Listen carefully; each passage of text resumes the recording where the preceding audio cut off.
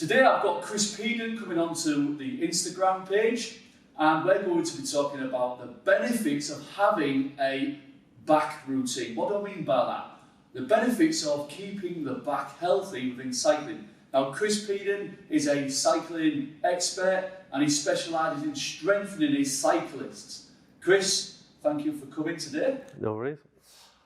There's a few exercises that I like to put into people's programs to keep the spine healthy, and I think these benefit the cycling community as much as they do anything else. So Chris is going to just come on today and we're going to demonstrate these exercises. So the first exercise, Chris, we want to get the spine moving. So you know what it's like when you're sat in that saddle in that position all the time. That spine is constantly in one position. So what I want to do is I want to explore just how much movement we've got in that segmentation of the spine. So if you could just get on your knees and your hands for me. So a lot of you may have seen this exercise before. It's called the cat-cow. So Chris is going to lift his body up, so he's going to push the floor away and he's going to tilt his hips under. Okay, so what often happens is people do this really fast. Now I want you to slow the exercise down. So starting at the head, you're going to lift the head up nice and slowly. Yeah. And then you start to sink the chest down here. So we're trying to keep this nice and, keep this rotated down. And slowly sinking all the way through. Okay, then you're going to tilt the hips under. Yeah, hips nice and slowly, tilt the hips under. Yeah, and slowly. So as you can see here, actually, Chris has good control from here, but the dissociation as we come a little bit further up the way, that control, he's a little bit edgy. So what I would say to Chris is think about just sinking here and keeping this in the same position. Okay, so that's our first exercise. Thanks, Chris.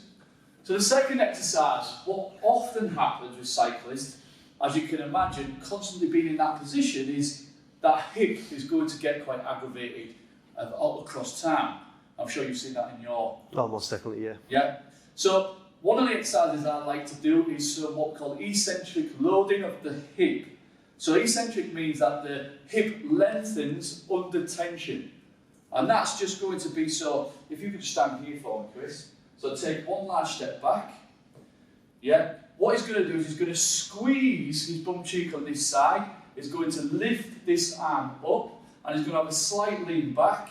And all we're going to do is we're going to see this really, really sharply open up. Now all he's going to do now is going to drop down into a lunge type exercise. And we call this an eccentric split squat with a focus on what we call the psoas muscle, which is a real deep muscle which comes from the spine and inserts in the inside of the leg. And then coming back up, and then going down nice and slowly again. So slowly, so eccentric, so this is lengthening under load. Thank you, Chris. So the next exercise I'm going to explain is something that is definitely going to be a problem in the endurance side of the cyclist. So what's going to happen is they're going to get tight in this region here. So what we want to do is we call it the prayer stretch. So if you just want to get on your knees, put your elbows on the side there. Chris is just going to hold this pole in this position. Yeah, thank you.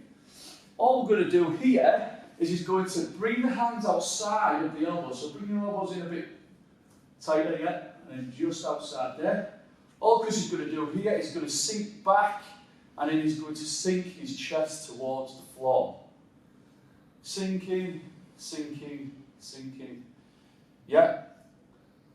Happy. So that's what we call the prayer stretch. So this is just going to get into this extension pattern in the thoracic spine, so the upper spine.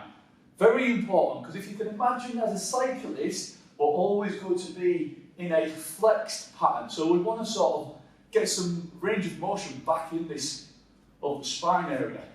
Okay, and relax there, Chris. And then the last exercise is what we call an arabesque. So like a single leg deadlift but without the weight. So if you want to just get in front of me here, Chris. So Chris is just going to come onto one leg. Is going to drive the rear leg back. And he's just going to hold that position. Now if he's comfortable in this position, he can feel the glute working here.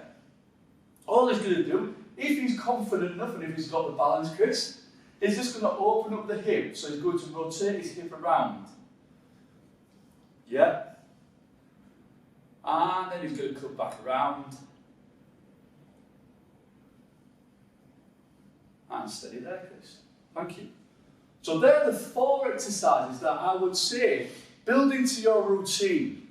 Maybe have a little morning routine or an evening routine where you implement those exercises into your program. Chris, I hope that's helpful for your Oh, massively, yeah. Thank you.